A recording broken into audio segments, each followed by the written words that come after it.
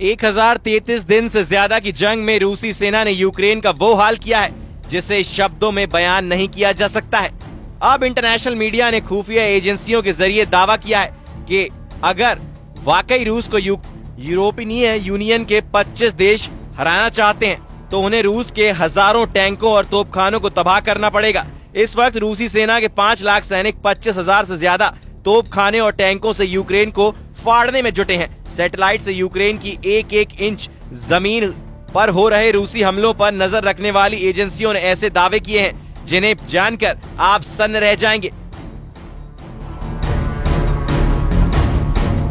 दावा किया जा रहा है कि रूस के कम से कम 500 फाइटर जेट और बॉम्बर्स यूक्रेन में मौजूद नेटो और यूरोप से मिले एयर डिफेंस सिस्टम को तबाह करने में जुटे हैं। यहां तक कि ईरान से मिले शाहिद ड्रोन को रूसी सेना ब्रह्मास्त्र की तरह इस्तेमाल कर रहा है। दावा तो यहां तक किया जा रहा है कि रूस से सीधा मुकाबले के लिए फ्रांस समेत यूरोप के 25 देशों ने मिलकर रूस के खिलाफ 120 फाइटर जेट उतारने का ऐलान कर दिया है, जिसमें यूरोप का यूरो फाइटर और फ्रांस का सुपर राफाल तक रूस पर हमला करने को तैयार है। हम आपको दिखाने जा रहे हैं कि आखिर चौथे साल में पहुंच चुकी जंग में ऐसा क्यों कहा जाने लगा है कि जमीन पर रूस जीत रहा है और कागजों में यूक्रेन को बढ़त दिखाई जा रही है। हम शुरुआत करते हैं पुतिन के उस वॉर प्लान की जिसकी काट अभी तक ना तो यूक्रेन के पास है और ना ही 25 देशों से बने यूरोपियन यूनियन के पास। अमेरिका और नेटो के टॉप कमांडर ये मानने को मजबूर हो गए हैं कि यूक्रेनी सेना रूस का मुकाबला इसलिए नहीं कर पा रही है क्योंकि रूसी सेना आसमान और जमीन से डबल अटैक एक साथ एक वक्त में कर रही है। हैरानी की बात तो ये है कि यूक्रेन को अमेरिका और नेटो से मिले F-16 फाइटर जेट और फ्रांस से मिले जुगुआर और मिराज 2000 फाइटर जेट भी रूसी सेना का मुकाबला नहीं कर पा रहे हैं। वॉर एक्सपर्ट्स का साफ कहना है कि यूक्रेनी वायुसेना के पायलट रूसी वायुसेना के पायलटों की तरह माहिर नहीं है। यही वजह है कि रूसी सेना कई बार यूक्रेन के F-16 जेट्स को जमीन पर ही मारने का दावा कर रही है।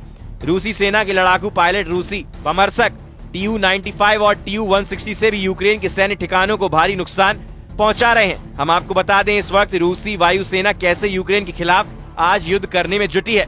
इस वक्त रूस के सुखोई 27, सुखोई 35, सुखोई 34, मिग-29 यूक्रेन के लिए काल बन चुके हैं। हालात ये हो गए हैं कि रूसी वायुसेना कई F-16 मारने का दावा कर चुकी है। रूसी वायुसेना का ये भी दावा है कि उसने यूक्रेन को फ्रांस से मिले जगुआर और मिराज 2000 जेट्स को भी रूसी सीमा में घुसने नहीं दिया है। हालांकि यूक्रेनी वायुसेना का दावा है कि F-16 जेट और मिराज 2000 ने रूसी की इस्कंदर मिसाइल, शाहिद ड्रोन और किंजल जैसी मिसाइलों को यूक्रेन पर हमला करने से पहले मार गिराया है। लेकिन इंटरनेशनल वॉर एक्सपर्ट्स का साफ कहना है कि रूसी वायुसेना के सामने यूक्रेनी वायुसेना बेहद कमजोर साबित हुई है। दावा किया जा रहा है कि रूसी जेट बाज की तरह झपट्टे मारते हुए यूक्रेनी वायु सैनिक अड्डों और सैन्य ठिकानों पर हमला करने में जुटे हैं। यूक्रेन के राष्ट्रपति व्लादिमीर जेलेंस्की ने कहा है कि रूसी हमलों की भौगोलिक स्थिति और क्रूर हमले सचमुच हर रोज रात में दिखाई देते हैं। पुतिन को कूटनीति की कोई परवाह नहीं है। पिछले कई हफ्तों से बिना शर्त युद्ध विराम के लिए यूएस का प्रस्ताव आ रहा है और लगभग हर दिन इस प्रस्ताव के जवाब में रूसी ड्रोन, बम, तोपखाने, गोलीबारी और ब्लास्टिक हमले होते हैं। रूस पर दबाव बढ़ाया जाना चाहिए। सभी कठोर उपाय जो युद्ध छेड़ने और उस व्यवस्था को बनाए रखने की उसकी क्षमता को तोड़ सकते हैं जो युद्ध के अलावा कुछ नहीं चाहती। रूस के खिलाफ प्रतिबंध जरूरी है। यूक्रेन के लिए ज्यादा हवाई सुरक्षा जरूरी है। सभी साथियों के बीच ज्यादा सहयोग और एकता जरूरी है। 1033 दिन से ज्यादा की जंग में पुतिन ने यूक्रेन के 22% से ज्यादा इलाके पर कब्जा कर लिया है। इधर ट्रंप और पुतिन के याराना से सबसे ज्यादा खौफ में जेलेंस्की से ज्यादा नेटो देश आ चुके हैं, क्योंकि नेटो के चीफ मार्क रूटे साफ कह चुके हैं कि अगर पुतिन के रूस पर नेटो ने लगाम नहीं लगाया तो पुतिन का रूस नेटो देशों पर हमला करने से जरा भी नहीं चूकेगा। क्योंकि पुतिन ने उत्तर कोरिया के supreme leader Kim Jong Un के साथ मिलकर यूक्रेन युद्ध को विश्व युद्ध में बदलने में कोई कसर नहीं छोड़ी है। इन्हीं हालातों को देखकर जेलेंस्की ने खुफिया इनपुट के आधार पर दावा किया है कि रूस हर हाल में नेटो देशों पर हमला करने जा रहा है, जिसके लिए रूस ने उत्तर कोरिया के साथ मिलकर 1.5 लाख सैनिकों की स्पेशल फोर्स तैयार कर ली है। जरा देखिए जेलेंस्की क्या क्या दावे कर रहे हैं। ब्रिटिश अखबार द गार्जियन पर यूक्रेन के राष्ट्रपति जेलेंस्की ने सनसनीखेज दावा किया है। जेलेंस्की ने दावा किया है कि रूस अतिरिक्त 1.5 लाख सैनिकों की तैनाती नेटो देशों के बॉर्डर पर करने जा रहा है। रूसी सेना इस साल विस्तार कर रही है और यूक्रेन के कीव समेत 4 प्रांतों पर बड़े हमले करने जा रही है। रूस की नई सेना में 1.5 लाख सैनिक हैं। जिसमें उत्तर कोरिया के सैनिक भी शामिल होंगे। यूक्रेनी राष्ट्रपति जेलेंस्की ने दावा किया है कि रूसी सेना तेजी से बढ़ेगी। जेलेंस्की के दावों के मुताबिक मॉस्को की सेना बेलारूस में प्रशिक्षण के बाद पोलैंड और लिथुआनिया पर हमला करने की कोशिश कर सकती है। बेलारूस में तैनात होने पर रूसी और उत्तर कोरियाई सैनिक पोलैंड की राजधानी वॉर्सो और लिथुआनिया की राजधानी विनियस पर सीधा हमला कर सकते हैं। यूक्रेन के राष्ट्रपति जेलेंस्की के मुताबिक उत्तर कोरियाई सैनिकों के साथ रूसी सेना नेटो सदस्यों पोलैंड और लिथुआनिया पर कब्जा करने की कोशिश कर सकते हैं। रूसी ब्रॉडशीट अखबार प्रावदा के मुताबिक खुफिया जानकारी में पता चला है कि रूस 2025 में अपनी सेना को 12 से 15 डिवीजनों तक बढ़ाने की योजना बना रहा है, जिसका अनुमान है कि इसमें लगभग 1,50,000 सैनिक शामिल होंगे। जेलेंस्की का साफ कहना है कि रूस की सेना आकार और संख्या में यूक्रेन से दोगुनी है। आज यूक्रेन की सेना अपनी 110 ब्रिगेड के साथ रूस की 220 ब्रिगेड से मुकाबला कर रही है। ऐसे हालात में रूस अतिरिक्त 1.5 लाख सैनिकों के साथ नेटो देश पोलैंड और लिथुआनिया पर हमला आसानी से कर सकता है। राष्ट्रपति जेलेंस्की को लगता है कि अगर यूरोपीय देश अपने तोप, टैंक और रॉकेट सिस्टम बड़ी संख्या में दे दें तो यूक्रेन सेना रूस के कुर्स्क बेलगर्द में जमकर हमला कर सकता है, क्योंकि यही वो इलाके हैं इस वक्त यूक्रेन के लिए चैलेंज बन चुके हैं, जो रूस की हार जीत का फैसला कर सकते हैं, क्योंकि रूस ने पहले यूक्रेन के 4 प्रांतों पर लगभग कब्जा कर चुका है। डोनेत्स्क, खार्किव, खेरसोन और लुहांस्क पर रूस ने अपनी तोप खाने और टैंकों की बदौलत यूक्रेन की धज्जियां उड़ा रखी हैं। हम आपको दिखाते हैं कैसे रूस ने 25,000 से ज्यादा तोपों को यूक्रेन के खिलाफ इस्तेमाल किया है।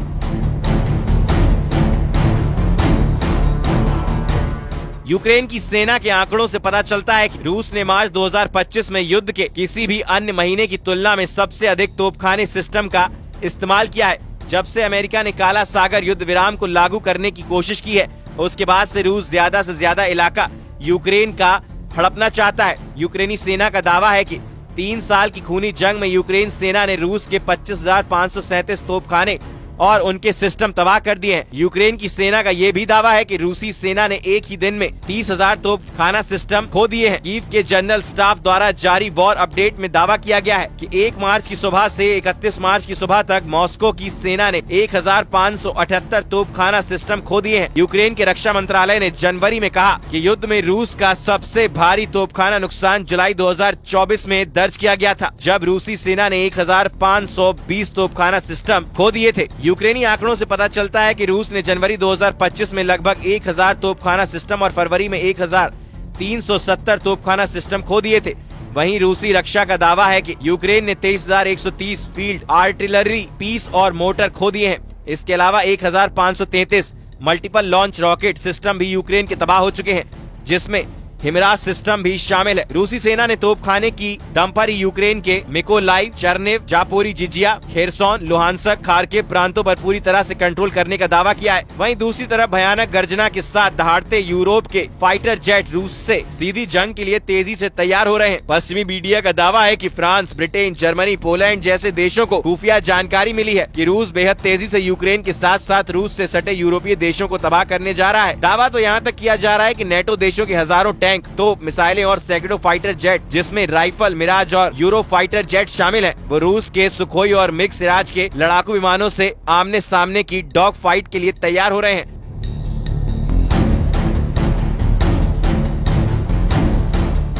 जो जानकारी मिल रही है उसके मुताबिक रूस ने बड़ी तेजी से अपने लड़ाकू विमानों, हेलीकॉप्टर, मिसाइल और ड्रोन से यूक्रेन के साथ साथ नेटो देशों को निशाना बनाने का प्लान बना लिया है। जरा देखिए क्यों यूरोप के देशों ने रूस हमलों को देखते हुए आपातकाल में तुरंत 120 फाइटर जेट यूक्रेन और ब्लास्टिक देशों को बचाने के लिए झोंक दिए हैं। अमेरिकी द गार्जियन के मुताबिक यूरोप के 120 लड़ाकू विमान रूस के खिलाफ युद्ध में उतर रहे हैं, जो यूक्रेन के साथ साथ यूरोपीय देशों को रूसी हमलों से बचाएंगे। द गार्जियन की रिपोर्ट के मुताबिक यूरोप के फाइटर जेट यूक्रेन को पुख्ता स्काई शील्ड से बचाएंगे। यूक्रेन के खार्किव, नीपर, जापोरिजिजिया और कीव की रिहा जैसे बड़े शहरों की रक्षा इन जेट से की जाएगी। यूक्रेन के 3 चालू परमाणु ऊर्जा संयंत्रण और ओडेसा और लवीव शहर भी यूरोप के जेट बचाएंगे। इसके अलावा यूक्रेन में यूरोप के शांति सैनिकों को जमीनी युद्ध के लिए भेजा जाएगा। इस प्रस्ताव पर ब्रिटेन और फ्रांस ने सहमति दे दी है। दावा किया जा रहा है कि 10,000 यूरोपीय सैनिक यूक्रेन की जमीन से रूसी सैनिकों का मुकाबला करेंगे। रूस के विदेश मंत्री सर्गेई लावरोव ने कहा है कि बेशक ये रूस के लिए एक खतरा है, अगर वे हमें एक खतरा मानते हैं, अगर वे यूरोपीय देशों और ब्रिटेन के जनरल स्टाफ के प्रमुखों की बैठक बुलाते हैं, अगर वे कहते हैं कि रूस के खिलाफ परमाणु हथियारों का इस्तेमाल करने की तैयारी करना आवश्यक है, तो ये निश्चित रूप से एक खतरा है। जो रूस से लड़ना चाहते हैं वो नेपोलियन और हिटलर हैं। फ्रांस के राष्ट्रपति इमैनुअल मैक्रोन शालीनता से काम नहीं कर रहे हैं, वो सीधे चुनौती दे रहे हैं। इधर रूसी सेना भी समझ चुकी है कि यूरोपीय देश किसी भी कीमत पर युद्ध विराम नहीं होने देंगे।